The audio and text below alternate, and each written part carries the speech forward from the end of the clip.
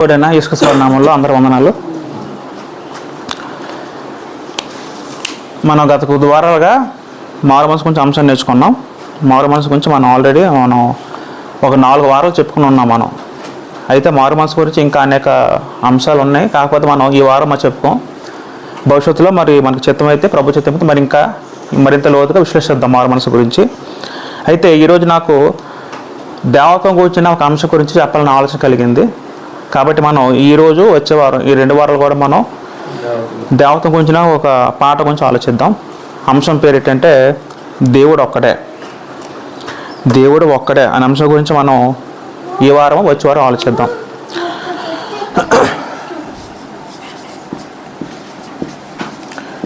దేవుడు ఒక్కడే.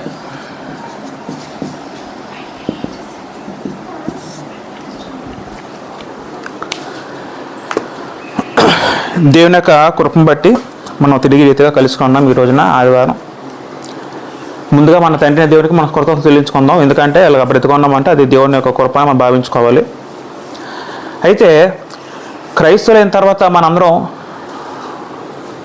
అందరూ కూడా ప్రతి ఒక్కరు బైబిల్ చదువుతూ ఉంటాం, బైబిల్ ధ్యానిస్తూ ఉంటాం. అయితే గ్రంథంలో మనకి చాలామంది అపార్థం చేసుకోబడిన ఒక మాట అయితే ఉంది. ఆ పదం ఏదంటే దేవుడు ఒక్కడే. మన గ్రంథంలో కొన్ని వచనాలు ఆలోచిద్దాం. ఆలోచించిన తర్వాత అసలు దేవుడు ఒకటి పదం అంటే అది ఎవరిని సూచిస్తుంది, దాని అర్థం ఏంటో మనం ఆలోచిద్దాం. మనం కొన్ని మాటలు మనం చదవగలిగితే యాకోబు రాసిన పత్రిక 2:19. దయచేసి ఎవరో ఒకరు చదవండి. చాలా వచనాలు చదువుకుంటాం కాబట్టి మనం బోర్డు మీద రాసుకుంటాం. మీరు వీలైతే ఎవరొక చదవండి. దేవుడు ఒక్కడే అని నీవు నమ్ముచున్నావు. దేవుడు ఒక్కడే నమ్ముచున్నావు. అలా నమ్మటం మంచిదే. దెయ్యములను నమ్మి వణుకుచున్నవి. తర్వాత 1 తిమోతి రాసిన పత్రిక 2:5.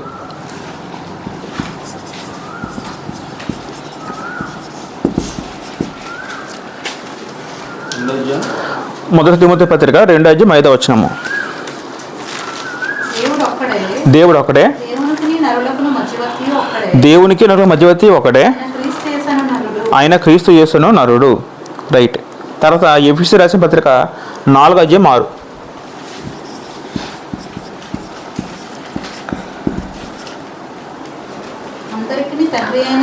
అందరికీ తండ్రి అయిన దేవుడు ఒకడే. ఆయన అందరికీ పైగా ఉన్నవాడే, అందరిలోనే వ్యాపించి అందరిలో ఉన్నాడు. తర్వాత గలతీ పత్రిక 3:20 వచనం.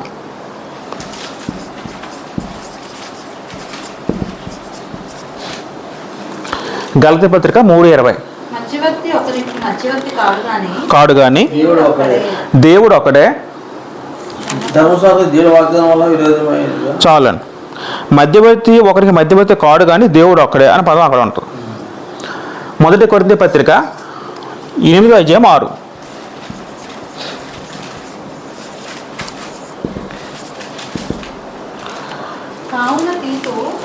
1 కొరింథీ పత్రిక 8:6 వచనం. ఆకాశమందైనను భూమి ఎందైనను దేవతలు అనబడి ఉన్నాను, మనకు ఒక్కడే దేవుడు ఉన్నాడు. ఆయన తండ్రి. ఆయన సమస్తము కలిగను. ఆయన నిమిత్తం మనం ఉన్నాము. మరి మనకు ప్రభు ఒకడే, ఆయన యేసుక్రీస్తు. చాలు. తర్వాత 1 కొరింథీ పత్రిక 12:6 వచనం. 1 కొరింథీ పత్రిక 12:6. అన్నిట్లో జరిగించు దేవుడు ఒకడే. అన్నిట్లో జరిగించు దేవుడు ఒకడే. ఆ ముందు వచ్చిన కూడా చదవండి ఒకసారి. నానా విధములైన కార్యములు గలవు. అందరిలోనూ అన్నిటిని జరిగించు దేవుడు ఒకడని అక్కడ ఎన్నో మాట అది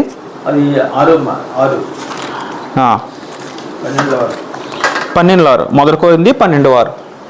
తర్వాత 1 కొరింథీ 8:4 చదువుకుందాం ఒకసారి. అంటే 8:4 8 పక్క పక్కన ఉంటుంది. ఎక్కడ రాస్తాను.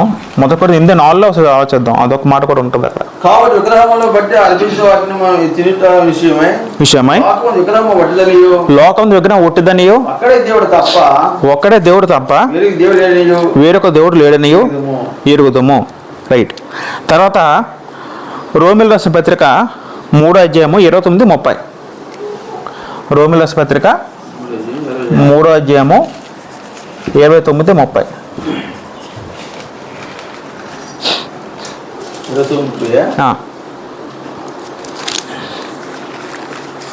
దేవుడు యూదులకు మాత్రమే దేవుడా? దేవుడు యూదులు మాత్రమే దేవుడా? అన్యులకు దేవుడు కాడా? అన్యులకు దేవుడు కాడా? అవును. అవును. అన్యులకు దేవుడు ఒక్కడే దేవుడే. అన్యజనులకు దేవుడే. దేవుడు ఒక్కడే కనుక దేవుడు ఒక్కటే కనుక ఆయన సున్నతి గలవారిని విశ్వాసం ద్వారా నీతిమంతులుగా తీర్చును. దేవుడు ఒక్కడైన కథ పదం ఇక్కడ కూడా రాయబడింది. ఈ విధంగా క్రొత్త నిబంధనలో మనం చూసుకోగలిగితే కొత్త ఇంచుమించు ఎన్ని వచనాలు ఉన్నాయి మనకి? ఇంచుమించు 7 వచనాలు ఉన్నాయి. మొదటి కొరింథీ పత్రికలో 8 2 వచనాలు కనబడుతుంది. ఈ విధంగా 7 వచనాల్లో మనకి ఏం కనబడుతుందంటే దేవుడు ఒక్కడైన పదం కనబడుతుంది. అయితే చాలామంది ఈ వచనాన్ని అర్థం బాగానే చేసుకున్నారా అపార్థం చేసుకున్నారు అంటే చాలామంది లోకంలో ఈ వచనాన్ని అపార్థం చేసుకున్నారు. అపార్థం చేసుకున్న బట్టి రకరకాల బోధలు రకరకాల సిద్ధాంతాలు అనేవి సమాజంలో సంఘంలో ప్రవేశించాయి. అయితే మనం ఈ వారము వచ్చే వారం కూడా మనం ఖచ్చితంగా ఈ అంశం నేర్చుకున్నాం కాబట్టి దేవుడు ఒకటి అర్థం ఏంటో అది ఎవరిని సూచిస్తుందో ఆ సందర్భం ఏంటో మన ప్రతిదీ కూడా క్షుణ్ణంగా ఆలోచిద్దాం. అది పిల్లలు మనం ఒక విషయం ముందు ఇది నేర్చుకునే ముందు విషయం మనం అర్థం చేసుకోవాలంటే సత్యం అంటే వాక్యమైన సత్యము. సత్యము మనకు అర్థం అవ్వాలంటే మనం ఏం చేయాలి? సత్యం పట్ల మనం మొదట విశ్వాసం చూపాలి. తర్వాత ఇంకేం చూపాలి? ఆసక్తి చూపాలి. తర్వాత మనం ఏం చేయాలి? పరిశోధించాలి. ఒక వ్యక్తి ఒక సత్యం తెలుసుకోవాలంటే ఎస్పెషల్లీ దేవుని విషయంలో సత్యం తెలుసుకోవాలి. ఆ వ్యక్తి ఏం చేయాలి? మొదట ఆసక్తి చూపాలి. తర్వాత ఏం చేయాలి? విశ్వాసంతో చదవాలి. తర్వాత ఏం చేయాలి? పరిశోధించి చదవాలి, పరిశీలన చేయాలి. ఇవన్నీ కూడా మనం చదివి తప్ప మన గ్రంథం స్పష్టంగా అర్థం అవ్వదు. ప్రసంగ గ్రంథము 7:24 చదువుకుంటే ప్రసంగ గ్రంథము 7:24 చదువుకుందాం ఒకసారి. జ్ఞాని సొలొమోను అంటున్నావు ఒక మాట ఆలోచిద్దాం. దయచేసి చదవాలి ఎవరొకరు. ప్రసంగ గ్రంథము 7:24 చదువుదాం. సత్యమైనది దూరముగాను బహులోతుగాను ఉన్నది, దాన్ని పరిశీలన చేయగలవాడు ఎవడు? అక్కడ చాలు. సత్యమైనది దూరంగా ఉందని అక్కడ ఎవరు చెప్తున్నాడు? సొలొమోను చెప్తున్నాడు. సత్యం అంటే ఏంటి? సత్యం అక్కడ చెప్పిన మాట వాస్తవానికి అక్కడ ఈ సత్యం అనే పదం మనం మిగతా వర్షాలను చూసుకుంటే అక్కడ జ్ఞానం అనే పదం ఉంటుంది. అంటే జ్ఞానమైన సత్యము ఎలాగుందంటే అది చాలా దూరంగా లోతుగా ఉందట. ఇప్పుడు బంగారం అనేది ఎక్కడ దొరుకుతుందా? భూమి మీద ప్రతి ప్రాంతంలో బంగారు వజ్రాలు దొరకవు కదా, అది ఎక్కడెక్కడో ఉంటాయి. అది దొరకడంలో ఆ వ్యక్తి దాన్ని సంపాదించ ఆలోచించినప్పుడు ఆ వ్యక్తి ఏం చేయాలి? దాన్ని ముందు వెతకాలి, ఆసక్తి చూపాలి, పరిశీలించాలి. అంటే ఎంతో దూరంగా ఉన్న వస్తువు సొంతం చేసుకోవడానికి ఆ వ్యక్తి ఎంతో తాపత్రయపడతాడు. అదేవిధంగా సత్యం తెలుసుకోవడానికి మనిషి కూడా ఏం చేయాలట? పరిశీలన చేయి, వెతకాలి. ఎందుకంటే సత్యం ఎలాగుందట? సత్యమైనది దూరంగా ఉందట, బహులోతుగా ఉంది. ఎందుకంటే సాతాను ఎప్పుడైతే లోకంలో ప్రవేశించాడో సాతాను ఏం చేస్తున్నాడు? సత్యాన్ని మరుగులు చేస్తాడు. పూర్తిగా సత్యాన్ని ఏం చేస్తున్నాడు? నిజం పైన అబద్ధాన్ని కప్పిస్తాడు. నిజం పైన ఏం చేశాడు? అబద్ధాన్ని కప్పి ఎన్నో పొరలుగా అబద్ధాన్ని పేర్చి పాతి పెట్టేశాడు సాతాను. కాబట్టి ఒక వ్యక్తి భూమికి వచ్చిన తర్వాత నాకు దేవుడు కావాలి, దేవుడు తెలుసుకుని ఎవరైతే అన్వేషిస్తారో ఆవిడ వ్యక్తి ఖచ్చితంగా దేవుని తెలుసుకుంటాడు. అంటే అలాగా ఒకరు మాత్రం కాదు కానీ ప్రతి ఒక్కరు కూడా సత్యాన్ని ఏం చేయాలి? అందరూ కూడా అన్వేషించాలి, పరిశీలించాలి. ఎందుకంటే సత్యం వెంటనే దొరకదు. సత్యం నిలబడితే మనం చదివిన వెంటనే దొరికేస్తాను, అది ఒక అబద్ధం. సత్యాన్ని వెంటనే ఎవరు కూడా ఎంత సంపాదించుకోలేడు. సత్యం కావాలంటే వెతకాలంటే వ్యక్తి ఏం చేయాలి? ప్రయాసపడాలి, పరిశీలించాలి, పరిశోధించాలి. కాకపోతే మన విశ్వాసం ఇప్పుడు ఎలా తయారైన, సమాజం ఎలా తయారైందంటే బోధకుడు ఏదైతే చెప్తాడో అదే నమ్మి విశ్వాసంలో ప్రతి ఒక్కరు ఫాలో అయిపోతున్నారు. మా పాస్టర్ గారు ఏం చెప్తే మేము అదే ఫాలో అయిపోతాం, మరి మేము పరిశీలించాం అదే అన్నట్టుగా గుడ్డిగా వెళ్ళిపోతూ ఉన్నారని. వాళ్ళు వెళ్ళిపోవడం కరెక్టా కాదు? అలాగా కరెక్ట్ కాదు. ఒక విశ్వాసగా ఒక వ్యక్తి ఏం చేయాలండి? సత్యాన్ని అది ఉన్నదో కాదు ఏం చేయలేవా? పరిశీలించాలి, పరిశోధించాలి, పరిశీలించాలి. బెరే సంఘస్థులు కూడా మనం చదువుకున్న అపుస్కారాలు ఉంటుంది. వాళ్ళు ఏం చేశారు? లేఖనాలు ప్రతిరోజు పరిశోధించారు. పౌలుగా చెప్పిన వాళ్ళని నమ్మేశారా? నమ్మలేదు. అలా ఉన్నాయో లేవో లేఖనాలు పరిశోధించు రోజు వచ్చిన గ్రంథంలో చెప్తుంది, అపుస్కారాలు ఉంటుందని. కాబట్టి సత్యం అర్థం అవ్వాలని ఉద్దేశం ఉన్న వ్యక్తి ఏం చేయాలంటే ముందు బైబిల్ గ్రంథాన్ని పరిశోధించాలి. ఎప్పుడైతే సత్యం తెలుసుకున్నావో నీకు సత్యమైన అర్థం తర్వాత దాన్ని ఏం చేయాలి? సత్యాన్ని మనం పట్టుకొని ఉండాలి. ఏం చేయాలి? సత్యాన్ని మనం హత్తుకొని ఉండాలి. లేదంటే మా పాస్టర్ గారు ఒప్పుకోరండి, లేదా మాకు సంఘం విలేస్తారండి, లేకపోతే మా వాళ్ళు ఒప్పుకోరండి, అలాంటి మాటలు దేవుడి దగ్గర తీసుకురాకూడదు. సత్యం ఎప్పుడైతే నీకు అర్థమైందో సత్యాన్ని మనం తర్వాత సత్యం మనం ఏం చేయాలి? సత్యాన్ని అనుసరించి మనం ఏం చేయాలి? మనం నడవాలి. సత్యం అంటే అర్థం ఏంటి? సత్యం అంటే వాక్యము. సత్యం అంటే అర్థం ఏంటి? సత్యం అంటే వాక్యము. అయితే చాలామంది లోకంలో బోధపరంగా చూసుకుంటే బోధపరంగా చాలామంది అబద్ధ బోధలు నడుస్తూ ఉన్నారండి. ఎక్కువ మంది ప్రపంచంలో చూసుకుంటే డినామినేషన్ వారు కానీ ఎస్పెషలీ సంఘాల్లో కూడా చూసుకుంటే ఒక అబద్ధంలోనే నడుస్తున్న మనం సమాజంలో నేటి సమాజంలో చూడగలం. ఇప్పుడు ఈ వచనం మనం ఆధారం చేసుకుంటే మనం దేవుడు ఒక పదం ఆలోచించుకుంటే ఈ పదాన్ని చాలా రకాలుగా చాలామంది డిఫైన్ చేస్తారు. చాలామంది దీన్ని ఒక్కొక్క రకంగా అర్థం చేసుకుంటున్నారు. ఇప్పుడు మీరు ఒక రకంగా దీన్ని అర్థం చేసుకున్నారు, నాకు ఒక రకంగా అర్థమైంది. ఇలా ఒక్కొక్కరు ఒక రకంగా ఈ పదం అనేది ఎలాగ అర్థమవుద్ది. ఇప్పుడు నీకు ఒక విశ్వాసం ఏర్పడింది, నాకు ఒక విశ్వాసం ఏర్పడింది, మరొక విశ్వాసం ఏర్పడింది. ఇప్పుడు విశ్వాసాలన్నీ ఒకటే కాదా? విశ్వాసాలన్నీ వేరు వేరు ఉంటే దేవుడు దాన్ని అంగీకరిస్తాడు, విశ్వాసాన్ని అంగీకరించడు. ఎందుకంటే విశ్వాసం ఎలాగే ఉండాలట? విశ్వాసము ఒకటే ఉండాలట. ఎఫెసీయులు 4:5 ఏముంటుంది అక్కడ? విశ్వాసము ఒకటే. విశ్వాసం 2 అన్నాడా 1 అన్నాడు? అక్కడ 1 అన్నాడు. అర్థం ఏంటి? విశ్వాసం ప్రతి ఒక్కరు కూడా ఒకే విధంగా కలిగి ఉండాలి. దేవుని విషయంలో విశ్వాసం ఎలా ఉండాలంటే ప్రతి ఒక్కరు కూడా ఒకే అభిప్రాయం కలిగి ఉండాలి. నాకు ఒక అభిప్రాయం కలిగి ఉండి మీరు ఒక అభిప్రాయం కలిగి ఉంటే అది విశ్వాసము వాక్యానుసార విశ్వాసం అయితే కాదు. చాలామంది ఈ వచనాన్ని అపార్థం చేసుకున్నారు, సత్యం నుండి దూరం అయిపోయారు. సత్యాన్ని మనం అందరూ కూడా పరిశీలించే వ్యక్తులుగా ఉండాలి. సత్యాన్ని మనం హత్తుకున్న వారే ఉండాలి. ఒకసారి ఒక మాట మనం చదువుకుంటే యోహాను రాసిన 3వ పత్రికలోని యోహాను గారు ఒక మాట అంటారండి. యోహాను రాసిన 3వ పత్రిక 3వ చదువుకుంటే ఒక అధ్యాయం ఉంటుంది. 3వ వచనంలో సంఘం ఉద్దేశించి యోహాను అంటాడు చివరి కాలంలో ఎఫెసు సంఘాన్ని ఉద్దేశించి ఒక మాట అంటాడు. 3వ చదువుదాం. 3:3 నీవు సత్యమును అనుసరించి నన్ను అనుసరించి ఉన్నా కనుక సహోదరులు వచ్చి నీ సత్య ప్రవర్తనకు వచ్చి సాటి చెప్పగా విని బహుగా సంతోషించి. ఎవరు సంతోషించారట? యోహాను సంతోషించాడు. ఎందుకు సంతోషించాడు? సత్యంలో ఉన్నాడు, సత్యం నడుచుకున్నారు. ఆ విషయం తెలుసుకున్న విధానం బట్టి ఎవరు సంతోషించారు? యోహాను సంతోషించాడు. ఎవరు సత్యం నడుచుకుంటున్నారు అక్కడ? సంఘం. 4వ వచనం చదువుదాం. నా పిల్లలు సత్యము అనుసరించి నడుచుకుంటున్నారు వీటి కంటే నాకు ఎక్కువైన సంతోషం లేదు. ఈ వచనం మీకు అర్థమైందా? సత్యం అనుసరించిన అర్థం ఏంటి?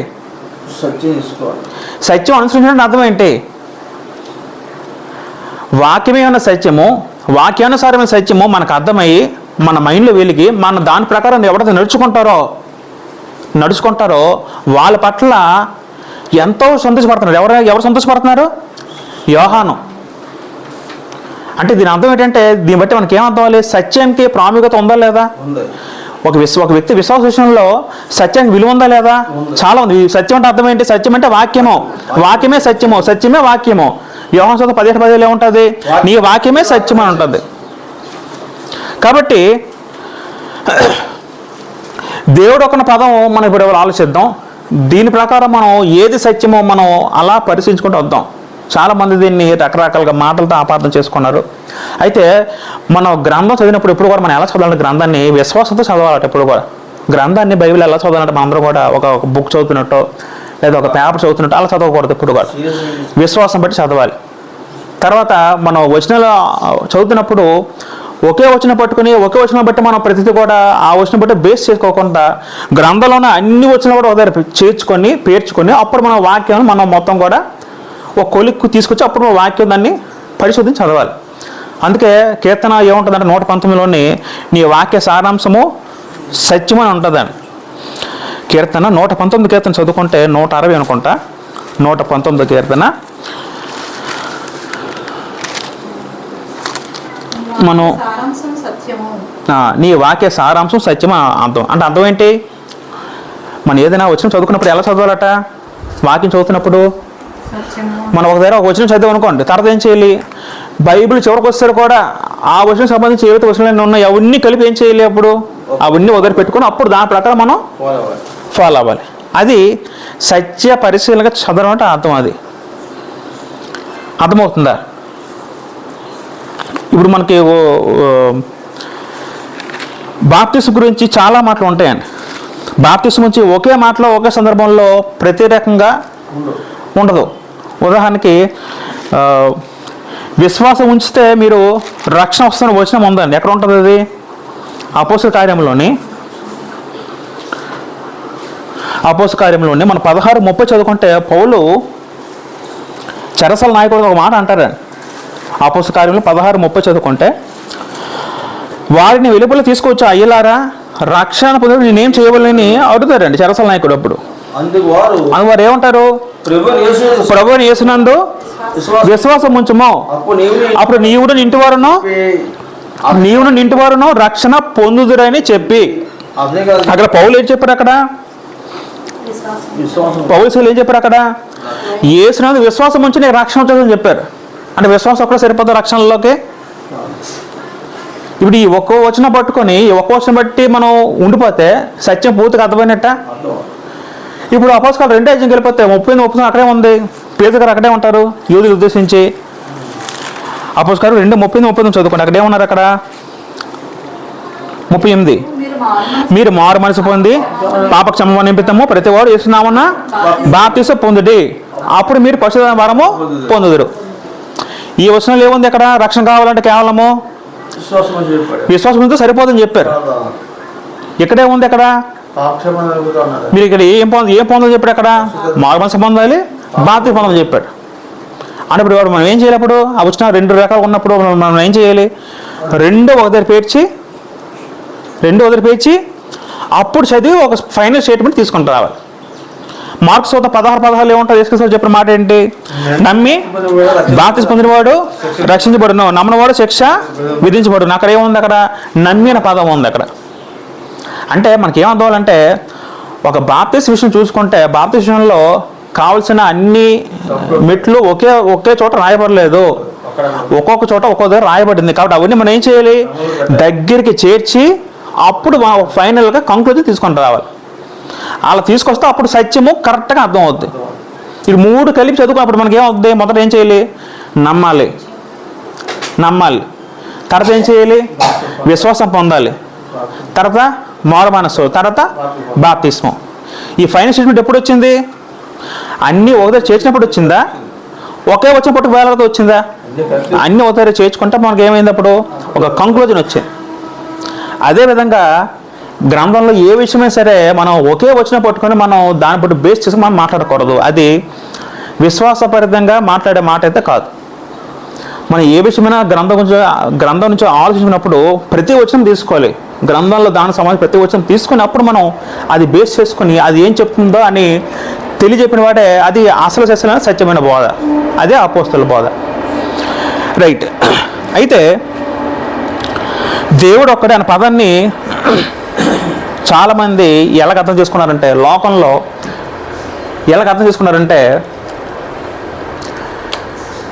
దేవుడు ఒక్కడంటే యెహోవా మాత్రమే దేవుడు. సంఖ్యాపరంగా ఆలోచించి అంటే పాత నిబంధనలో యెహోవా, కొత్త నిబంధనలో తండ్రి. తండ్రిగా పిలబడిన యెహో దేవుడే, ఆయన ఒక్కడే, అంటే దేవుడు ఒక పదంలో ఆయన ఒక్కలే ఉంటారని ఇది సంఖ్యాత్మకంగా ఆలోచించి ఆ విధంగా ఒక సంఖ్యాపరంగా అని ఆలోచించి ఈ విధంగా బోధ చేయడం, ఇదొక బోధ అయితే ప్రపంచంలో ఉంది. తర్వాత మరొక రకం ఎలాగ ఉందంటే ఇతరులకు సరఫికు ఈ దేవుడు ఒకట పదం దీన్ని ఎలా చేశారంటే దేవుడు ఒకటే ఈక్వల్ టు తండ్రి ప్లస్ కుమారుడు ప్లస్ పరిశుద్ధాత్ముడు అని ఇదొక బోధ తీసుకొచ్చారు. అర్థమవుతుందా? కొంతమంది ఏం చేశారంటే దేవుడు ఒక్కడని పదాన్ని సంఖ్యను సూచిస్తుంది ఒక్కడని పదం, ఆ ఒక్క పదాన్ని పట్టుకొని యెహోవా మాత్రమే తండ్రిగా దేవుడు యాక్సెప్ట్ చేశారు. యేసుక్రీస్తు వారిని కుమారుడుగా దేవుడిగా యాక్సెప్ట్ చేయలేదు. అదొక బాధ. రెండోది ఏంటంటే ముగ్గురు కూడా దేవుడిగా పిలబడ్డారు. కాకపోతే మరి దేవుడు ఒక పదంలో ఎవరిని ఇరికిద్దాం, మరి ఒకరు ఇరికిస్తాం మరి ఇంకొద్దరు ఉండిపోతారు. కానీ దాన్ని ఏం చేశారంటే ఈ ముగ్గురు కలిపి దేవుడు ఈక్వల్ టు ముగ్గురు అని రాసి ఈ ముగ్గురు ఒకటి అన్నట్టు ఇది ఒక రకం బోధ తీసుకొచ్చారు. మరొక బోధ ఎలాగ వచ్చిందంటే తండ్రి యేసుక్రీస్తు వారుగా ఉన్నారు, యేసుక్రీస్తు వారే పరిశుద్ధాత్మకు వచ్చారు. అంటే ముగ్గురు క్యారెక్టర్ ఒకటే, ముగ్గురు ఒకే మనిషి 3 అవతారాలు ఇస్తారు అనే ఉద్దేశంతో ఈ ముగ్గురు ఒకటేని, వీళ్ళంతా ఒకటేనని ఇది ఒక బోధ తీసుకొచ్చారు. ఈ ముగ్గురు ఒకరే అని ఇదొక బోధ అయితే తీసుకొచ్చారు. అర్థమవుతుంది చెప్తుంది. ఇప్పుడు దేవుడు ఒకటి పదం డిఫైన్ చేయాలంటే మూడు రకాలు డిఫైన్ చేయాలి. మొదటిగా ఏంటంటే యెహోవా మాత్రమే దీంట్లో తీసుకొచ్చి మిగతా ఇద్దరు దేవుడు కాదని ప్రూఫ్ చేయడం, అదొకటి థియరీ. రెండో థియరీ ఏంటంటే దేవుడు ఒకటంటే ముగ్గురిని ప్లస్ ముగ్గురు కలిపేద్దాం, ఒకరిని పెడితే ఇంకో ఇద్దరిని పక్కన పెడితే మళ్ళీ వాళ్ళ గురించి దేవుడిగా పిలబట్టారు గ్రంథం బట్టి అని ముగ్గురిని కలిపి ఈక్వల్ టు దేవుడు ఒక పదంగా చెప్పడం జరిగింది. మరొక బోధ అంటే ఆ ముగ్గురు ఒకటే, తండ్రి యేసుక్రీస్తు వారు వచ్చారు, యేసుక్రీస్తు పరిశుద్ధ వారికి వచ్చారు కాబట్టి ముగ్గురు ఒకటే కాబట్టి దేవుడు ఒకటే అంటే ఆ ముగ్గురు ఒకే వ్యక్తి కాబట్టి ఒక్కరు అన్నట్టు ఇదో రకం బోధ తీసుకొచ్చారు. అయితే ఏది కరెక్టు, ఈ మూడింటిలో ఏది కరెక్టు, ఏది అవుద్ది, మన దాని గురించి మనం ఆలోచిద్దాం. పాత నిబంధనలు కూడా అనేక వచనాలు ఉన్నాయి. దేవుడు ఒక్కటే పాత నిబంధనలు వచనాలు ఉన్నాయి. కాబట్టి నేను పాత వదిలికొని రాయలేదు, కేవలం కొత్త వచనాలు మాత్రమే రాశాను. పాత నిబంధనలు చదువుకొని చాలా వచనాలు ఉన్నాయి, అవి మన తర్వాత ఆలోచిద్దాం.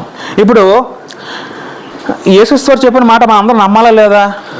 నమ్మాలి. ఎందుకంటే ఆయనే సత్యము, నీ వాక్యమే సత్యము, ఆయనే సత్యస్వరూపుడు లోకంలోకి వచ్చాడు. అవునా కాదా? యేసుక్రీస్తులో అబద్ధం ఉందా? ఆయన అబద్ధం చెప్తాడా? చెప్పడు. కృపా సత్య సంపూర్ణుడుగా ఆయన మన మధ్యన నిలిచెను. చదువుకుందాం. యోహాను సువార్త 1:14 చదువుదాం ఒకసారి. యోహాను సువార్త 1:14 చదువుదాం ఒకసారి.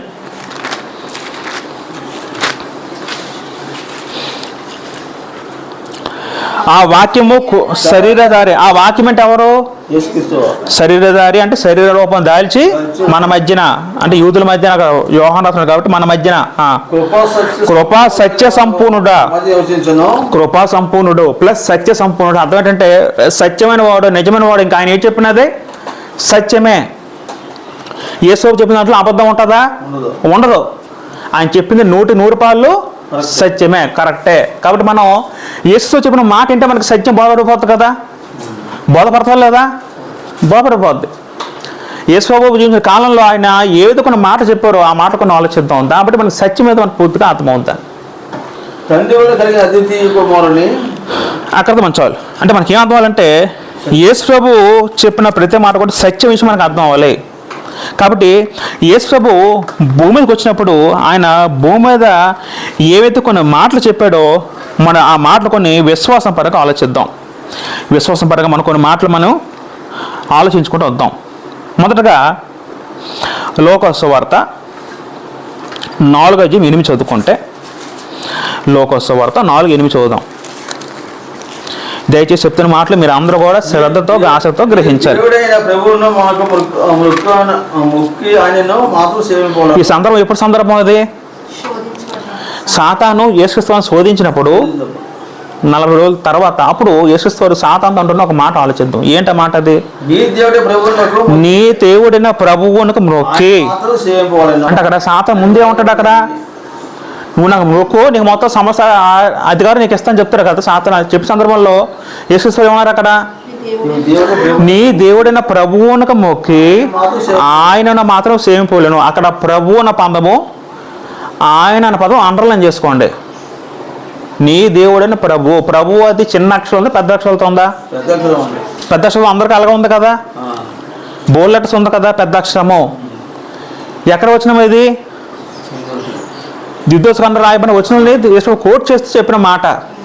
ఇక్కడ నీ దేవుడు ప్రభు అంటే ఎవరు సూచిస్తుంది? అక్కడ సందర్భంలో ఆలోచిస్తే పాత నిబంధనలు ఎవరైతే యెహోవా పిలవబడ్డారో ఆయన గురించి సూచిస్తుంది.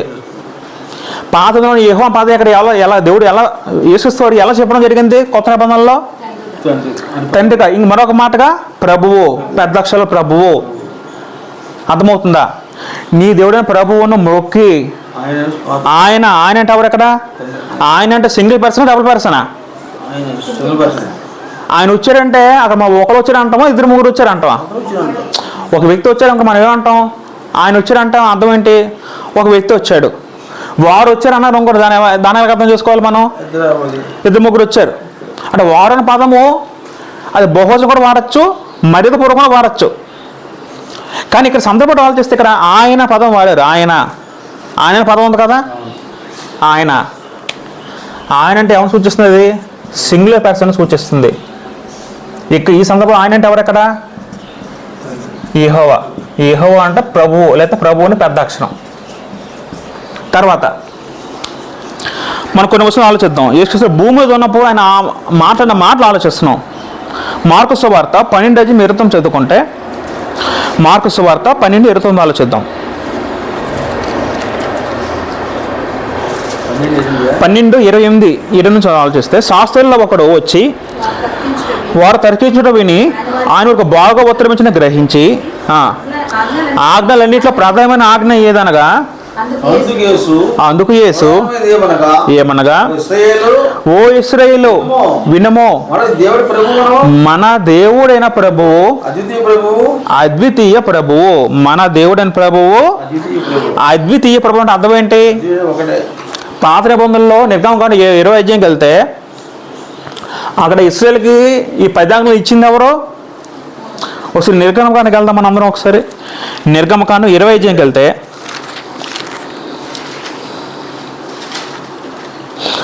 21 చదువుకుందాం. దేవుడు ఈ ఆజ్ఞలన్నీ వివరించి చెప్పాను. జాగ్రత్త వినాలి పదాలు. దేవుడు ఈ ఆజ్ఞలు వివరించి చెప్పాను. ఎవరో దేవుడు అక్కడ సందర్భం బట్టి కింద 2 చదువుదాం. నీ దేవుడని యెహోవాను నేనే. చూడండి అక్కడ దేవుడు ఆజ్ఞ వివరించి చెప్పిన మాట తర్వాత నీ దేవుడని యెహోవాను నేనే పదం ఆ మాట ఉంటుంది ఎవరు?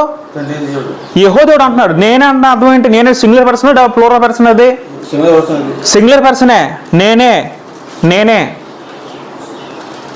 నా పేరు రవికుమార్, నేనంటే అర్థం ఏంటి? నేను ఒక్కనే ఉన్నాను అని అర్థం. దేవుడిని, నీ దేవుడిని యెహోవాను నేనే. యెహోవాను పదం సింగులర్ పర్సన్ వాడబడింది కదా అక్కడ. యెహోవా నేనే.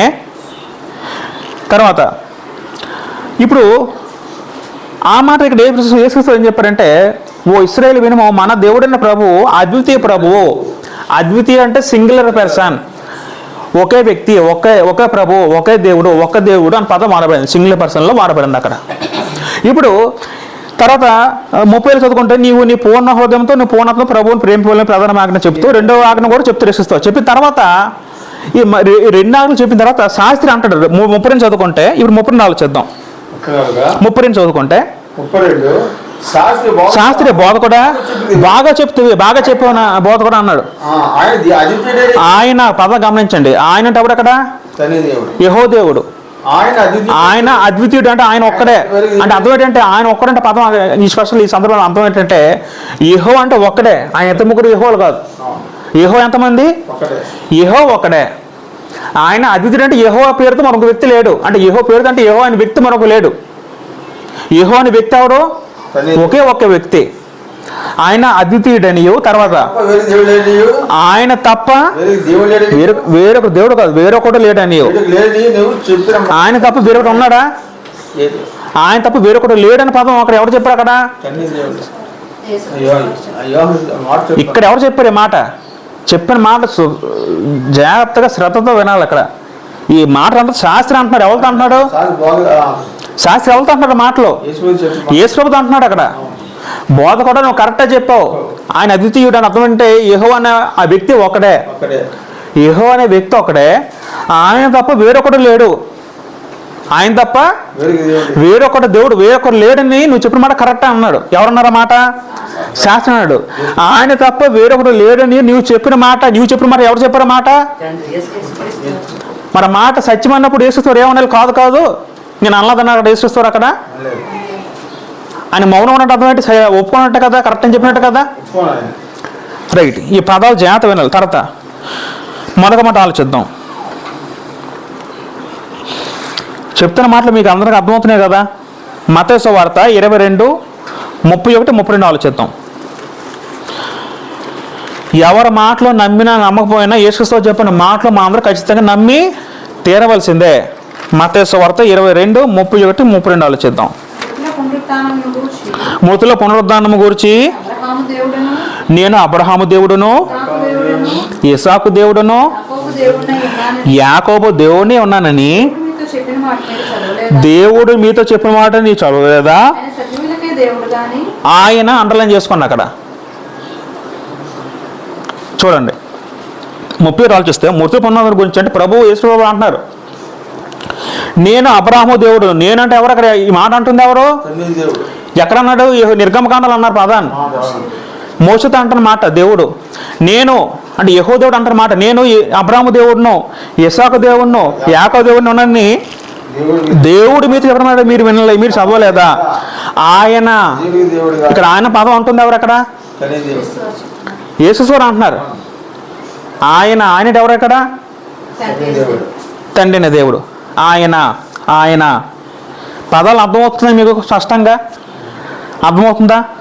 ఆయన సజీవులకి దేవుడు అని చెప్పడం జరుగుతుందని. ఎవరు సజీవుల దేవుడు?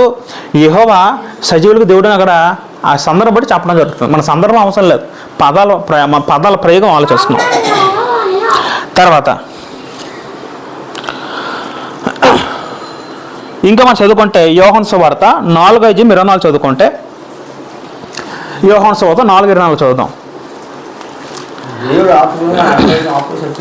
అందరికీ బాగా తెలిసిన మాట, అందరికీ బాగా ఎరికిన మాట. 4:24 ఇది మెల్లిగా చదువుదాం. గాబులు అక్కడ మెల్లి చదువుదాం, మనకు అర్థం అవుద్ది. దేవుడు ఇక్కడ ముందు వచ్చిన చదువుకుంటే అయితే యథార్థముగా ఆరాధించేవారు ఆత్మతోనూ సత్యంతోనూ తండ్రిని ఆరాధించే కాలము వచ్చుచున్నది అని చెప్పాడు యేసుక్రీస్తు. ఎవరితో చెప్పాడు? సమస్యతో చెప్పాడు.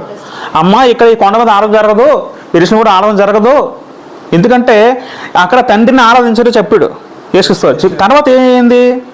20 చదువుకుంటే దేవుడు ఆత్మ కనుక అంటే దేవుడు ఎస్పెషల్ ఈ సందర్భంలో దేవుడు అంటే ఎవరు? అక్కడ ఈ సందర్భంలో ఎవరు చెప్తున్నారు? ఇక్కడ తండ్రి యేసుక్రీస్తు వారు తండ్రి గురించి చెప్తున్నారు. ఇక్కడ దేవుడు ఆత్మ కనుక ఆయన అండర్లైన్ చేసుకోండి. అక్కడ ఆయనను ఆరాధించేవారు.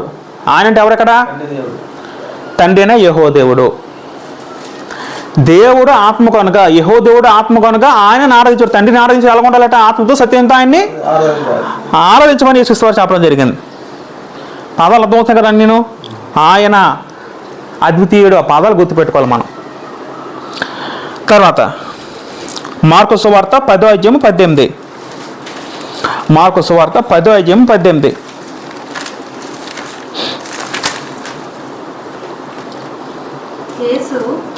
యేసు నన్ను సత్పురుషుడని ఎలా చెప్పుచున్నావు? దేవుడు ఒక్కడే గాని మరి ఎవడును సత్పురుషుడు కాడు. ఇక్కడ యేసు 2 మాటలు చెప్పారండి. ఏంటి 2 మాటలు? ఒక వ్యక్తి వచ్చి నాయన సద్బోధ కూడా అని సంబోధించినప్పుడు యేసుక్రీస్తుని అక్కడ యేసుక్రీస్తు ఏం చెప్పారు? నేను సత్పురుషుని కాదు, దేవుడు ఒక్కడే కానీ మరి ఎవరు సత్పురుషుడు కాదని చెప్పాలి. ఈ సందర్భంలో దేవుడు ఒక్కడంటే ఎవరు? ఈ సందర్భంలో యేసు ఎవరు ఉద్దేశించి అన్నాడు మాట? తండ్రి అని యెహోవాను ఉద్దేశించి మాత్రమే అన్నారు, లేదా మరొక వ్యక్తిని గురించి అన్నారా? లేదు. నేను కాదు, ఆయనే దేవుడు ఒక్కడే సత్పురుషుడు అని చెప్పడం జరిగింది. అలాగే నేను సత్పురుషుడు కాకపోవద్దు అంటే అక్కడ ఆయన హెచ్చించాడు. అక్కడ మా తండ్రిని ఇచ్చింది. ఇక్కడ ప్రభావ గమనిస్తాను, దేవుడు ఒక్కడే సందర్భంలో ఇక్కడ ఈ సందర్భంలో పట్టిగా చెప్తున్న మాట ఎవరి గురించి? అది తండ్రి గురించి చెప్తాను. తండ్రి అయినా యెహోవాను గురించి. మత్తయి సువార్త 23:9 చదువుదాం. మత్తయి సువార్త 23:9. మరియు మా తండ్రి భూమి మీద ఎవరికైనా తండ్రిని పేరు పెట్టవద్దు, తండ్రి ఒక్కడే, ఆయన పరలోకం. ఒక్కడే మీ తండ్రి, ఆయన పరలోకం ఆయన పరలోకమందు ఉన్నాడు అని ఒక మాట చెప్పడం జరిగింది. భూమి మీద ఎవరికి కూడా తండ్రిని పేరు పిలవదు. పెట్టవద్దు, ఒక్కడే మీ తండ్రి. ఒక్కడే ఉన్నాడు తండ్రి. తండ్రులు ఎంతమంది ఉన్నారండి ఒక్కడే. అంటే అర్థం ఏంటి? తండ్రి అని పిలబడే వ్యక్తి ఒకడే, యెహోవా అని పిలబడే వ్యక్తి ఒకడే. ఆ వ్యక్తి ఎక్కడ ఉన్నాడట? పరలోకం ఉన్నాడే. పరలోకంలో ఉన్నాడని ఎవరు చెప్పారు ఈ మాట? యేసు వారు చెప్పారు. అద్వితీయుడు అంటే మనకి ఏం అర్థం అవ్వాలి? అద్వితీయుడు అంటే ఒక్కడే అని అర్థం. ఒకడే వ్యక్తి ఉన్నాడు, ఒకడే తండ్రి ఉన్నాడు, లేకపోతే ఒకటే యెహోవా ఉన్నాడు అన్న విషయం అర్థం అవ్వాలి. అర్థమవుతున్న మాట. ఇదంతా మత్తయి సువార్త 23:9 చదివాం. ఇప్పుడు తర్వాత యోహాను సువార్తకి వెళ్దాం. యోహాను సువార్త 6:47. యోహాను సువార్త 6:47. విశ్వసించువాడే నిత్య జీవము కలవాడు, జీవాహారము నేనే. దేవుని యుద్ధ నుండి వచ్చినవాడు తప్ప మరెవడను తండ్రిని చూచి ఉండలేదు. తండ్రి చూసి ఉన్నాడు. దేవుని 46 చదువుదాం. 46. దేవుడి వద్ద నుండి వచ్చినవాడు తప్ప మరి ఎవడని తండ్రిని చూసి ఉండలేదు. దేవుని యుద్ధ నుండి వచ్చినవాడు తప్ప మరి ఎవరు తండ్రిని చూసి ఎవడునూ తండ్రిని చూచలేదు. ఈయన తండ్రి, ఈయనే తండ్రిని చూసి ఉన్నాడు.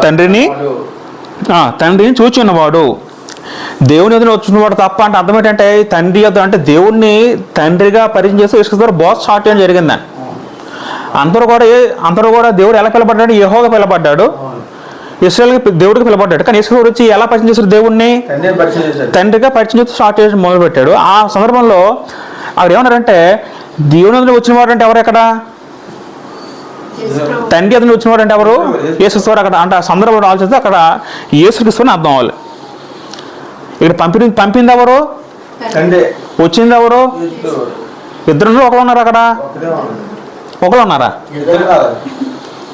లోకం అంతా ఎలా కనుకుంటుంది? ఇప్పుడు యెహోవా ఒకడే, ఇద్దరు ఆయనే యేసుక్రీస్తు వచ్చారని అలా అనుకుంటున్నారు. అర్థమవుతుందా? యోహాను సువార్త 8:42 చదువుతాం. యోహాను సువార్త 8:42 చదువుకుంటే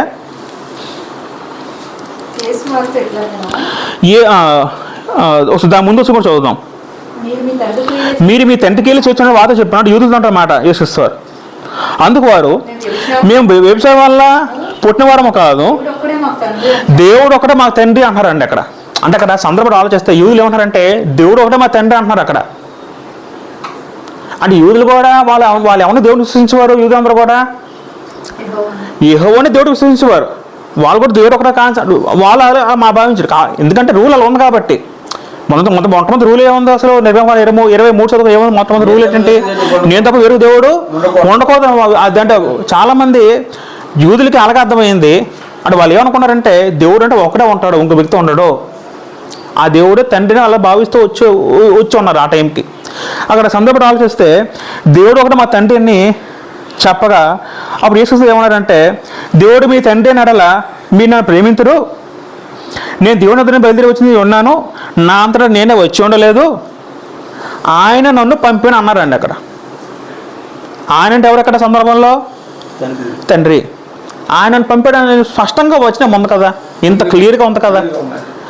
ఇప్పుడు నేను మా అబ్బాయిని పంపానంటే అర్థం ఏంటి? ఇక్కడ మా అబ్బాయి మీదకి వచ్చారంటే ఎవరు పంపారు? అక్కడ నేను ఇక్కడ నేను పంపాను, వెళ్ళింది ఎవరు? మా అబ్బాయి వెళ్ళాడు. అంటే అర్థం ఏంటి? ఇద్దరు వ్యక్తులు ఉన్నారు అక్కడ. నేను ఆజ్ఞ ఇచ్చాను, మా అబ్బాయి పాటించాడు. తండ్రి దగ్గర తండ్రి ఆజ్ఞ ఇచ్చాడు, ఏమి ఇచ్చాడు? నువ్వు వెళ్ళిన ఆయన అన్నాడు. వచ్చింది ఎవరు? యేసు భూమి మీదకి వచ్చాడు. ఆయన పంపినని స్పష్టంగా చెప్తుంటే నువ్వు ఆయన అంటే ఎంత అవివేకం అది, ఎంత బుద్ధిహీనత అది, అవునా కాదా? ఇంకా చదువుకుంటే అది ఆ మాట మనం ఆలోచన ఒకసారి 54 చదువుకుంటే 54 ఈ మాట ఇంపార్టెంట్. యోహాను సువార్త 8:54 చదువుదాం. అందుకు యేసు నేనైతే మహిమపరుచుకుని నన్ను నేను మహిమపరుచుకున్న నా మహిమ వట్టిది. మా దేవుడని మా దేవుడని, ఈ పదం చాలా ఇంపార్టెంట్, గుర్తుపెట్టు. మా దేవుడని ఎవరికో చెప్పు, మీరు ఎవరికి చెప్పుదురో నా తండ్రి ఆ తండ్రి. నన్ను మహిమపరుచున్నాడు. మా దేవుడిని ఎవరు చెప్పుకుంటారట? యూదులు చెప్పుకుంటున్నారట. అర్థమవుతుందా? యూదులేమో మా దేవుడిని ఎవరి గురించి చెప్పుకుంటున్నాడు, ఆ వ్యక్తి ఎవరట? తండ్రి అని చేసి చెప్తున్నారు. ఆ తండ్రి నన్ను మహిమచున్నట్టు కదా ప్రభువు చెప్పడం జరుగుతుంది యేసుక్రీస్తువారు. అర్థమవుతుందా? ఈ పద ప్రయోగాలు అందరూ గుర్తుపెట్టుకోవాలి. తర్వాత యోహాను సువార్త 9:31.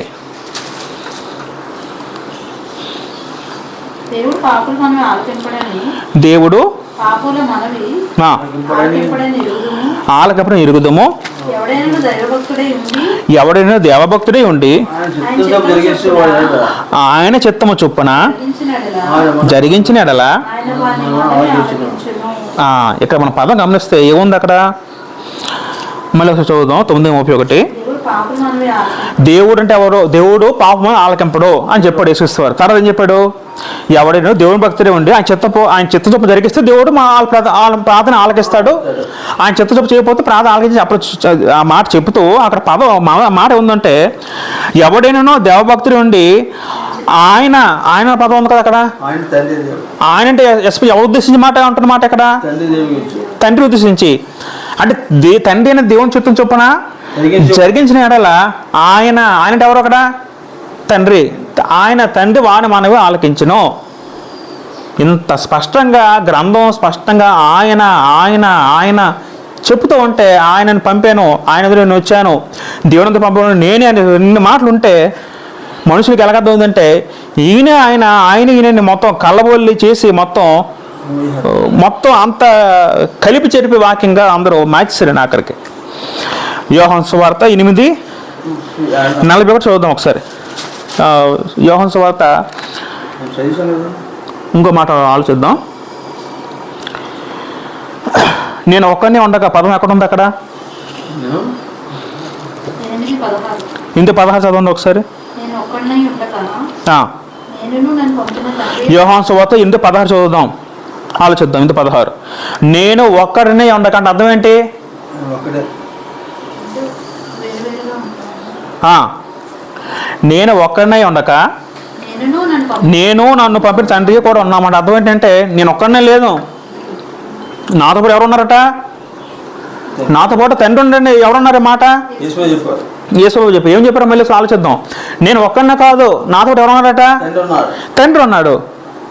నన్ను పంపిన తండ్రి గురించి ఉన్నాము కనుక నేను తీర్పు తీర్చినను నా తీర్పు సత్యమే అని చెప్పడం జరుగుతుంది. ఈ మాట చెప్తూ 15 ఏమన్నారంటే మరియు ఇద్దరు మనుషుల సాక్ష్యము సత్యమని మీ ధర్మశాస్త్రం రాయబడి ఉంది కదా. అంటే అర్థం ఏంటి? ఇప్పుడు పాత నిబంధనలో రూల్ ఏంటంటే ఎక్కడైనా ఒక అన్యాయం జరిగితే ఇప్పుడు ఒక సాక్ష్యం చెప్పి ఉంటారు కదా, ఎంతమంది సాక్ష్యం చెప్తే తెలుస్తుందట? ఇద్దరు సాక్ష్యం చెప్పాలట. ఎంతమంది? ఇద్దరు చెప్పాలి. ద్వితీయోపదేశకాండము 19:15 మాట ఉంటాయి. ఒకసారి ఆలోచిద్దాం. ద్వితీయోపదేశకాండము 19:15 చదువుకుంటే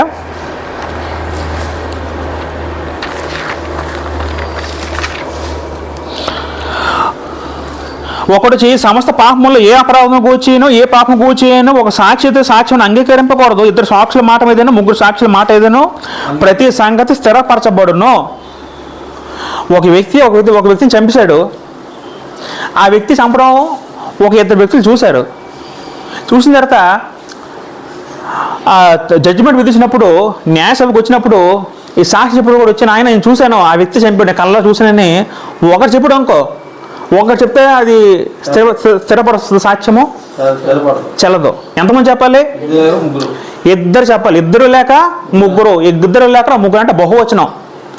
ఈ మాటని ప్రభువారు తన గురించి అప్పుడు చేసి ఏమన్నారంటే నేను నా తండ్రి ఉన్నాము ఇద్దరు అని చెప్తున్నారు స్పష్టంగా. మరుసటి ఆలోచిద్దాం. 8:16 మరుసటి చదువుదాం ఒకసారి. యోహాను 8:16 చదివితే నేను ఒక్కడినే ఉండక నేను నా తండ్రి ఉన్నాము కనుక నేను తీర్పు సత్యం అంటున్నాడు. అంటే తండ్రి కూడా నాకు తీర్పు తీరుస్తాడు. అంటే ఇక్కడ ఎంతమంది తీర్పు తీరుస్తున్నారు? తండ్రి తీర్పు తీరుస్తున్నాడు, యేసు వారు కూడా తీర్పు తీర్చినట్టు ఇద్దరు ఉన్నారండి ఇక్కడ. ఇద్దరు ఉన్నారు కదా. ఈ ఇద్దరిని ప్రభు ఎలా పోల్చారంటే ధర్మశాస్త్రంలో ఉన్న ఆ సాక్ష్యం చెప్పి వాళ్ళతో పోల్చారండి వాళ్ళిద్దరిని. ఇప్పుడు ధర్మశాస్త్రంలో ఇద్దరు సాక్ష్యం చెప్పదు చెల్లుతుందా? చెల్లదు. ఎంతమంది సాక్ష్యం చెప్పాలి? ఇద్దరు చెప్తే తప్ప సాక్ష్యము స్థిరపడదు. ఇప్పుడు అక్కడ ఒకరితో సాక్ష్యం స్థిరపడిపోతే వీళ్ళిద్దరు ఒకళ్ళు అనుకోవాలండి. అర్థమవుతుంది చెప్తాను మాటలు. ఇవన్నీ మనం చదువుతుంటే మనకి ఇంకా ఉన్నాయి, చాలా మాటలు ఉన్నాయి ఇంకా చదువుకుంటే. మత్తయి సువార్త 27:46 చదువుకుంటే, మత్తయి సువార్త 27:46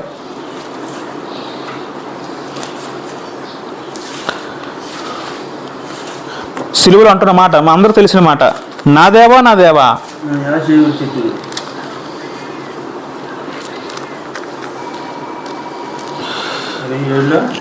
46 చదవండి ఒకసారి. ఇంచుమించు 3 గంటలప్పుడు యేసు ఏలీ ఏలీ లామా సబక్తాని అని బిగ్గరగా కేక వేశాను.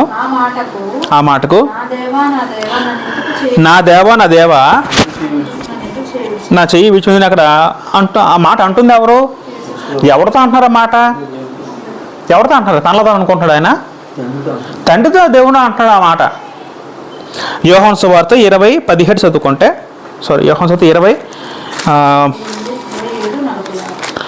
యోహాను సువార్త 20:17 చదువుకుంటే, అయితే నా సహోదరులకు వెళ్ళి మరీదు అంటారన్నమాట, నా తండ్రియు మీ తండ్రియు నా దేవుడును మీ దేవుడైనా వాని వద్దకు ఎక్కిపోవచ్చునని వాడితో చెప్పుమనెను.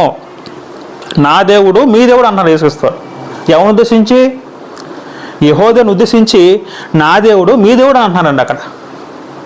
నా దేవుడు మీ దేవుడు అంటున్నారండి అక్కడ. ఇన్ని వచనాలు ఉన్నాయి. మనకి ఏం అర్థమవుతుంది? ఇవన్నీ కూడా ఇన్ని వచనాలు ఉన్నాయి. మరొక మాట కూడా చదువుకుందాం, ఇంకా మనకు స్పష్టంగా క్లియర్గా అర్థమవుద్ది ఈ మాట చదివితే. ఈ మాట చాలా ఇంపార్టెంట్. అపోస్తుల కార్యములు 3:13 చదువుకుంటే, అపోస్తుల కార్యములు 3:13 చదువుదాం.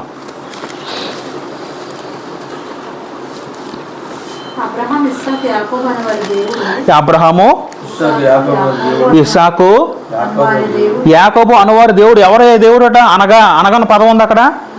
అనగా ఎవరు? అనగా అనగా మన పితరుల దేవుడు. అది అండర్లైన్ చేసుకోండి. అపోస్తుల 3:13 చదువుకుంటే, అబ్రహాము ఇస్సాకు యాకోబు అనువారు దేవుడు అంటే వాళ్ళ దేవుడు అని రాస్తూ అనగా అంటే అర్థం ఏంటి అంటే ఎవడైతే అంటే అర్థం ఏంటంటే మన పితరుల దేవుడు, మన పితరుల దేవుడు తన సేవకుడైన యేసును మహిమపరిచున్నాడు. ఇక్కడ ఎంతమంది వ్యక్తులు ఉన్నారు? ఎంతమంది ఉన్నారండి ఇక్కడ? మన పితరుల దేవుడు వ్యక్తి ఉన్నాడు. మరో వ్యక్తి ఎవరు? యేసుక్రీస్తు. మన పితరుల దేవుడు యేసును మహిమపరిచున్నాడు. అర్థమవుతుంది వాక్యం చెప్తుంది. అదే అపోస్తుల కార్యములు 5:30 చదవండి ఒకసారి. అపోస్తుల కార్యములు 5:30 చదవండి.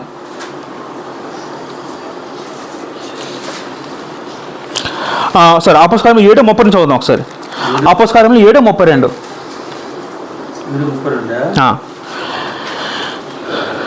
నేను నీ పితరుల దేవుడును. అబ్రహాము ఇస్సాకు యాకోబుల దేవుడును అని ప్రభువు వాక్కు వినబడను. ప్రభు అంటే ఏట అక్షరం? అది చిన్న అక్షరం పెద్ద అక్షరమా? పెద్ద అక్షరం అంటే ఎవరు అక్కడ? తండ్రి. చూసారు అక్కడ 3 అధ్యాయులు ఏముందంటే అనగా మన పితరుల దేవుడు అని పదం ఉంది. ఆ పితరుల దేవుడు ఎవరన్నా స్పష్టంగా ఇక్కడ ఏం చెప్పబడింది? అపోస్తుల కార్యములు 7 అధ్యాయంలో 7:30 చదువుకుంటే, మీ పితరుల దేవుడు అబ్రహాము ఇస్సాకు దేవుడు అండి. ప్రభు అంటే ఎవరు? ఎక్కడ పెద్ద అక్షరం ఉంది కదా. పెద్ద అక్షరం అంటే అర్థం ఏంటి? యెహోవా. అంటే పాత నిబంధనలో ఆ పదం ఎలా వాడబడింది? యెహోవా వాడబడింది. ఇప్పుడు నిర్గమకాండం 3:16 వెళ్ళండి. నిర్గమకాండం 3 ఇప్పుడు పాత ఎక్కడైతే మాట చెప్పాడో ఆ వచనం వెళ్ళిపోదాం. నిర్గమకాండం 3:16 వెళ్ళిపోతే,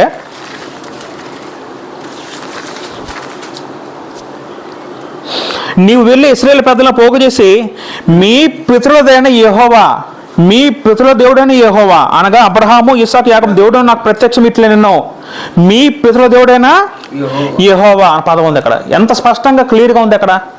పాత నిబంధనలో మీ పితరులైన యెహోవా అనే పదమే కొత్తగా ఎలా వాడబడింది అక్కడ? ప్రభువుని పెద్ద అక్షరంలో వాడబడింది. ఆ ప్రభు యేసుక్రీస్తుని లేపున పదం వాడబడింది. ఇప్పుడు యేసుక్రీస్తుని లేపున ఎక్కడి నుంచి లేపడు ప్రతి దేవుడు? శిలువ మన నుంచి ఆయన్ని లేపిన పదం ఉంది. అపోస్తలులు 5:30 ఉంటుంది అన్నమాట. అపోస్తలులు 5:30 చదువుదాం.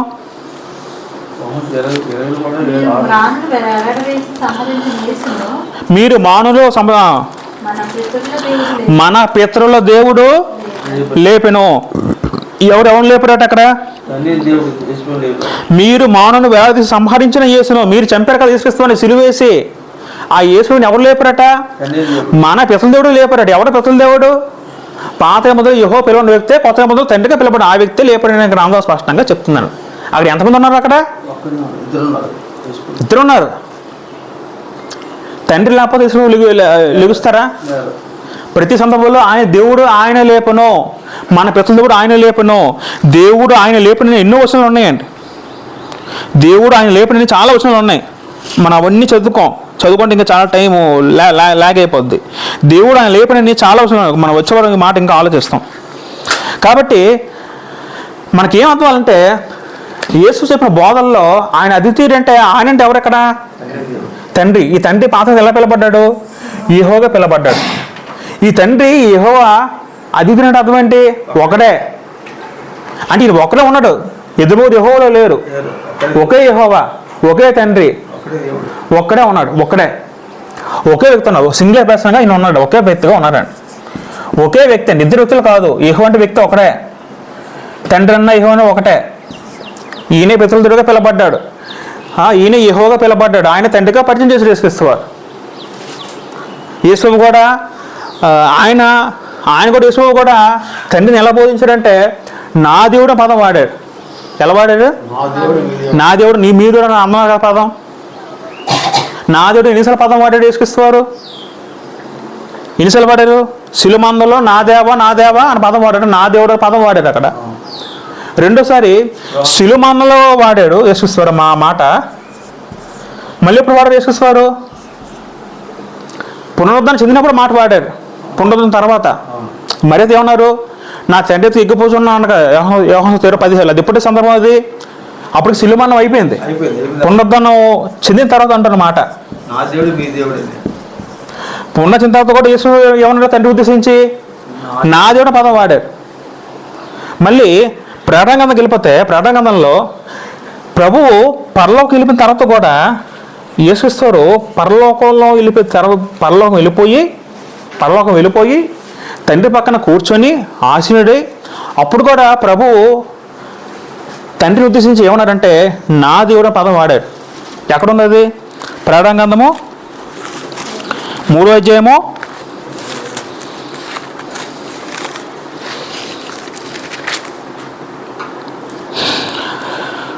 3:12 చదువుకుంటే మరియు నా దేవుని పేరును పరలోకంలో నా దేవుడు ఇనిసార్లు ఉన్న పదం అక్కడ 12వ వచనంలో నా దేవుని ఆలయం పదం ఉంది. 12వ వచనం కింద మధ్యకి వస్తే నా దేవుని పేరు అని పదం ఉంది. మళ్ళీ పరలోకంలో నా దేవుని అన్న పదం ఉంది. మళ్ళీ దాని కింద వచ్చిన పరలోకంలో యెరూషలేములో నా దేవుని పట్టణం అని పేరు ఉంది. 4 సార్లు నా దేవుడి పదం ఉంటుందని ఉందో లేదా? అక్కడ నా దేవుడి పదం వాడేలా తీసుకొస్తారు. ఎప్పుడు వాడే పదం ఇది? ఎప్పుడు సందర్భం అది? 3వ అధ్యాయంలోనే 3వ మాట కూడా ఉంటుందని. ప్రకటన 3:3 చదువుకుంటే ఇక్కడ నీ క్రియలు నా దేవుడి దగ్గర పదం వాడారు యేసుక్రీస్తువారు. నా దేవుడు పదం వాడారు. ఎవరు వాడారు పదం? ప్రకటన ఎప్పుడు రాయబడింది? అది క్రీస్తు శకము 96లో రాయబడితే అప్పటికి యేసువారు ఎక్కడ ఉన్నారు? పరలోకంలో తండ్రి పక్కన ఉన్నాడు. ఆయనేమో దూతకు చెప్పి దూత యోహాను రాస్తున్నాడు, యోహానేమో రాస్తున్నాడు మాటలు. సంఘాలకు లేఖ వస్తే యేసు ఉన్నారు నా దేవుని దగ్గర పదం వాడారు. అంటే భూమి మీద నా దేవుని పదం వాడారు. ఎక్కడ? భూమి మీద మనిషి ఉన్న పదం వాడారు నా దేవుడిని యేసుక్రీస్తువారు. అప్పుడు ఆయన మనిషిగా ఉన్నాడు. ఇప్పుడు చాలా దేవుడు మనిషి ఉన్నాడు కదండి, ఆయన యూదుడు కాబట్టి మాట అన్నాడు అనుకోవచ్చు. మరి పునరుద్ధరణ చెందిన తర్వాత ఆయన మనిషి, ఆయన పునరుద్ధరణ చెందినప్పుడు ఆయన మనిషిగా ఉన్నాడా? మహిమాదేహంలో అన్నాడు. అప్పటికి నా దేవుడు అన్నాడు కదా యేసుక్రీస్తువారు, అన్నాడా లేదా? పోనీ అవన్నీ కాదు, పరలోకి వెళ్ళిన తర్వాత కూడా నా దేవుడు పదం వాడారు లేదా ఆయన? పరలోకి వెళ్ళిన తర్వాత కూడా యేసుక్రీస్తు అక్కడ కూర్చుని కూడా నా దేవుడు నా తండ్రి అన్నాడండి అక్కడ. నా దేవుడు పదము యేసుక్రీస్తు తండ్రి ఉద్దేశించి అన్నాడు. ఎఫెసీ రాసిన పత్రిక 1:3 చదువుకుంటే, ఎఫెసీ రాసిన పత్రిక 1:3 చదువుకుంటే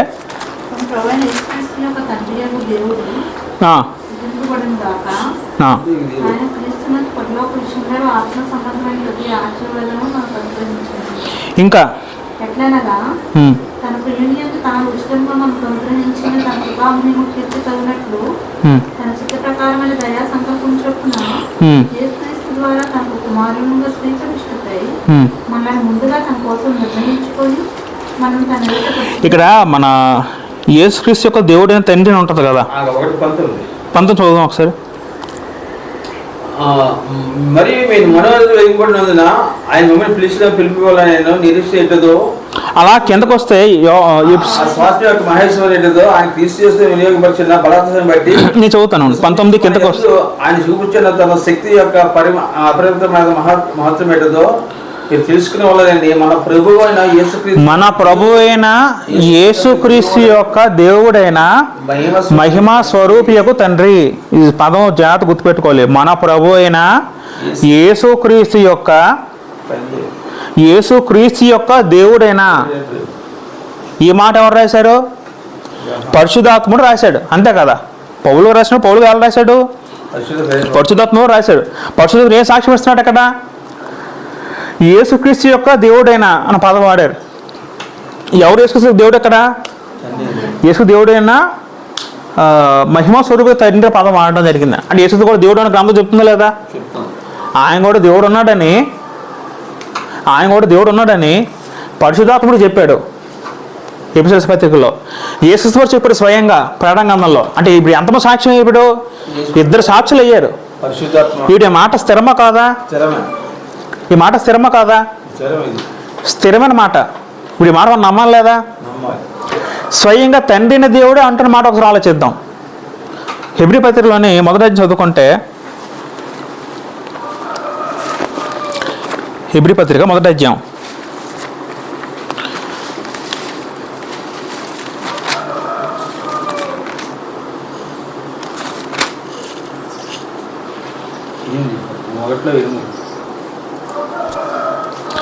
ఇక్కడ తండ్రిని దేవుడు కుమారుని గురించి ఉద్దేశిస్తూ కొన్ని మాటలు అంటారు. అభిషేకిస్తున్నప్పుడు కుమారుణ్ణి, దేవా నీ సింహాసనం యథార్థం నిలుచున్నది. ఈ మాటలు అంటుంది ఎవరు?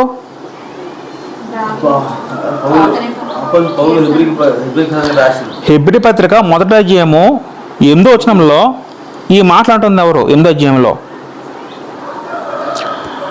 తన దూతము చెప్తున్నాడు. కానీ తన కుమారుని గూర్చి అయితే అంటే తండ్రిని దేవుడు అంటున్నమాట యేసుక్రీస్తుని ఉద్దేశించి. దేవా, మళ్ళీ ఏ మాట అంటుంది ఎవరు? రచించాడు. అది ప్రవచనం, అప్పటికి ఆయన తెలియదు. అంటే పాత నిబంధనల్లో ప్రవచనాలుగా ఉన్నాయి, దాని అర్థం ఎవరు తెలియదు. కొత్త నిబంధనలో పరిచయం రివీల్ చేస్తే తప్ప అది ఎవరు ఉద్దేశించి అన్నారో ఆ విషయం ఎవరో తెలియదు. ఈ మాటలు ఎవరి గురించి అన్నారంటే చూడండి, అక్కడ తన కుమారుని గూర్చి అయితే, అంటే ఈ మాట అంటుంది ఎవరు? తండ్రి అంటున్నాడు తన కుమారు గూర్చి. ఏమన్నాడు? దేవా. మళ్ళీ తండ్రి ఏమంటున్నారు కుమారుని గూర్చి? తండ్రి మళ్ళీ యేసుని గురించి ఏమన్నారు? దేవుడు అంటున్నాడు అక్కడ చెప్పుకొస్తూ. ఇంకేమన్నారంటే, నీ సింహాసనం నిరంతరం నిల్చున్నది, నీ రాజ్యం న్యాయమైంది, నీవు నీతిని ప్రేమించి దుర్నీతి ద్వేషించి, అందుచేత దేవుడు నీ తోడి వారి కంటే పదం ఉంటుందండి అక్కడ. అయితే ఇది వాస్తవానికి ఇది ప్రవచనము. ఈ ప్రవచనం ఎక్కడ ఉంటుందంటే కీర్తన 45 కీర్తనలు ఉంటుందండి. ఒకసారి ఎక్కడ ఉంటుంది మాట? 45 కీర్తన 7 చదువుకుంటే, 45 కీర్తన 7 చదువుకుంటే ఇదే మాట అక్కడ కోట్ చేసి చెప్పడం జరిగింది తండ్రి దేవుడు. ఒకసారి కీర్తన 40 చదువుకోండి. 46 చదువుదాం. దేవా, నీ సింహాసనం నిరంతరం నిల్చును, నీ రాజులను న్యాయమైన దండము, నీవు నీతిని ప్రేమించి బద్ధిహేత ద్వేషించున్నావు.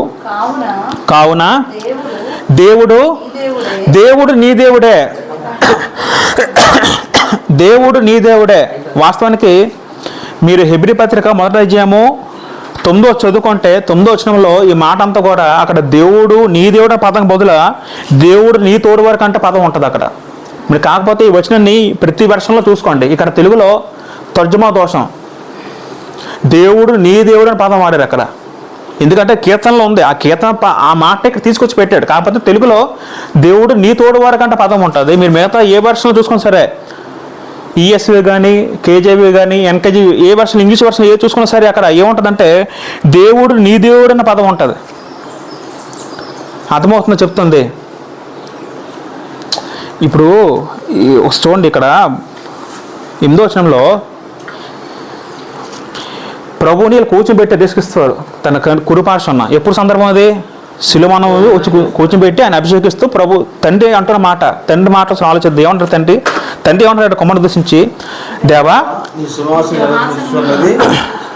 ఇప్పుడు ఇక్కడ యేసు కూర్చున్నాడు, తండ్రి ఏంటంటున్నారు? దేవా సమాజం నిల్చున్నది, న్యాయమైంది అంటూ అక్కడ ఏమన్నారంటే,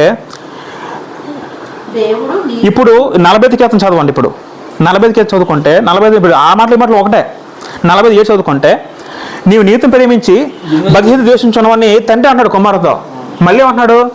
కావున దేవుడు నీ దేవుడే.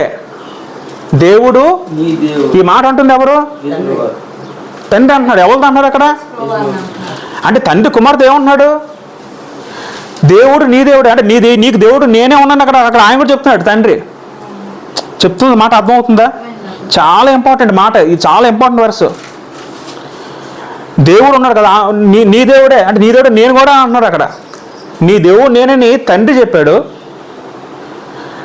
యేసుక్రీస్తు దేవుడైన మహిమ స్వరూప తండ్రి అని పరిశుద్ధాత్ముడు చెప్పాడు. యేసుక్రీస్తు ప్రార్థనలో నా దేవుడిని స్వయంగా ఆయన చెప్పుకున్నాడు. అంటే యేసుక్రీస్తు దేవుడు ఉన్నాడు లేదంటే గ్రంథం బట్టి ఉన్నాడు. మళ్ళీ యేసుక్రీస్తు కూడా దేవుడు అని చెప్పాడు. ఎవరు? తండ్రి. అంత క్లమ్జీగా ఉంది. ఇప్పుడు తండ్రి యేసుక్రీస్తు వారేమో నా దేవుడని చెప్పాడు తండ్రిని, తండ్రి దేవుడేమో యేసుక్రీస్తు దేవుడు అని చెప్పడం జరిగింది. కేవలం ఆవశ్యం మాత్రం కాదు, యోహాను సువార్త మొదటి వచనం కూడా వాక్యము దేవుడు ఉండేనో, యేసుక్రీస్తు కూడా దేవుడుగా ఉన్న గ్రంథం స్పష్టంగా చెప్తుంది. అయితే మనకు అర్థమవుతున్న విషయం ఏంటంటే, మనం ఇంకా వచ్చేవారు ఇంకా పూర్తిగా ఆలోచిద్దాం మిగతా భాగం. యేసుక్రీస్తు కూడా దేవుడు ఉన్న విషయం మనకు అర్థం అవ్వాలి. యేసు కూడా దేవుడు ఉన్న విషయం మనకు అర్థం అవ్వాలి. ఇక్కడ ఈ దేవుడు ఒక పదంలో ఇక్కడ ఎంతమంది ఉన్నారంటే ఇక్కడ ఒకే వ్యక్తి ఉన్నారండి. ఒకే వ్యక్తి ఉన్నారండి. ఎవరా వ్యక్తి? తండ్రి. ఈ వ్యక్తి తండ్రికి సంబంధించిందే. ఈ పదాల మటుకు తండ్రి ఒక్కడే ఉన్నారండి. దీంట్లో ముగ్గురు లేరు. వీళ్ళు ఇరికించేస్తున్నారు పదాన్ని. ఒకడే ఉన్నాడు తండ్రి. దేవుడు ఒకరంటే ఈ పదాల్లో ఒకడు. అలాగని దేవుడు ఒకరంటే దేశుడు దేవుడు కాదు అనకూడదు. ఆయన దేవుడు కాదు అనకూడదు. ఎందుకంటే గ్రంథం స్వయంగా తండ్రే చెప్పాడు ఈయన దేవుని సంబోధించడం జరిగింది. వాక్యం కూడా దేవుడు అని ఒక గ్రంథం చెప్తుంది. కాకపోతే ఈయన ఒక్కడే ఈ పదంలో ఎస్పెషల్ ఈ పదంలో తండ్రి ఒక్కడే ఉన్నాడు. యేసు బోధలో ఉన్నాడు. పరిశుద్ధమైన బోధలు కూడా ఈయన ఒక్కడే ఉన్నారండి. ఎపిసోడ్ 4:6లో అందరికీ తండ్రి అనే దేవుడు ఒకడే. తండ్రి పదం వాడారు అక్కడ. అందరికీ తండ్రి ఒక్కడే ఉన్నాడు పదం చెప్తుంది. మొదటి కొరింథీ 8:6 చదువుకుంది ఒకసారి. ఇక్కడ కూడా ఒక చదువు, ఇది చదివి ముగించేద్దాం. మొదటి కొరింథీ 8:6 చదువుకుంది ఒకసారి స్పీడ్గా. ఈ చదివి ముగించేద్దాం.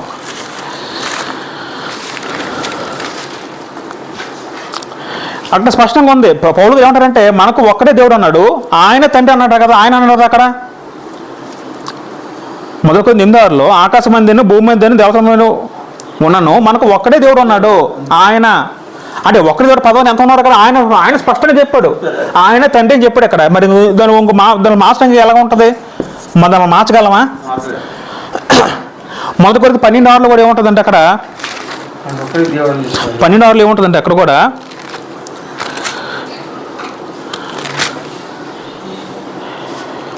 ఐదు చదువుకుంటే 4 చదువుకుంటే కృపవలన ఆనందం ఉన్న ఆత్మ ఒకడే, పరిశుద్ధాత్ముడు ఒకడే, పరిచయం ఆనందం ఉన్న ప్రభు ఒకడే అంటే యేసు ప్రభు ఒకడే, నానవిలన కార్యము కలగని అందరూ అన్ని జరిగించు దేవుడు ఒక్కడే. అంటే ఈ పదంలో ఇక్కడ కూడా తండ్రి ఉన్నారండి. ఇక్కడ తండ్రి ఉన్నారండి. ఇక్కడ రోమ 3:29 కూడా యూదులకు దేవుడు ఆయన కూడా అన్యులకు దేవుడు అనే గ్రంథం చెప్తుంది. యూదులకు దేవుడు ఎవరు ఆ కాలంలో? యూదుల దేవుడు యెహోవా అయితే ఆయన కూడా అన్యులకు దేవుడే. అంటే ఎవరు ఇక్కడ ఈ స్థానం బట్టి ఆలోచిస్తే తండ్రి. మొదటి తిమోతి దేవుడికి నడుకు మధ్యవర్తి యేసుక్రీస్తు అన్నారు. మధ్యవర్తి అన్నప్పుడు ఇక్కడ ఈ సందర్భంలో దేవుడు అంటే ఎవరంటే అక్కడ ఈ సందర్భంలో తండ్రి. ప్రతి దాంట్లో కూడా ఇక్కడ దేవుడు ఒకడంటే మనం ఎవరు అర్థం చేసుకోవాలంటే తండ్రిని అర్థం చేసుకోవాలి. తండ్రిని అర్థం చేసుకోవాలి. దేవుడు ఒక్కడంటే ఈ ఒక్కడ పదంలో తండ్రి మాత్రమే ఉన్నాడు. దీన్ని ముగ్గురు ఇరికించకూడదు. ఇరికిస్తే నీ వచ్చిన మాత్రం తప్పే. ఇంకా స్పష్టంగా వివరంగా మనం వచ్చేవారు నేర్చుకుందాం. వచ్చేవారు ఆలోచిద్దాం. ఎక్కువ మనం ముగించేది ఇదే కన్ఫర్మ్ అనుకుంటే మనం తప్పు చేసినట్టే, పప్పులో కాలేసినట్టే. ఇంకా వచ్చేవారు మనం ఇంకా స్పష్టంగా నేర్చుకుంటే మనకి పూర్తిగా క్లారిటీ వచ్చేస్తుంది. దేవుడు ఈ మాటలను దీవించి మన అందరి హృదయాల్లో ఈ మాటలను ఫలింపజేయను గాక. ఆమేన్. అందరికీ వందనాలు.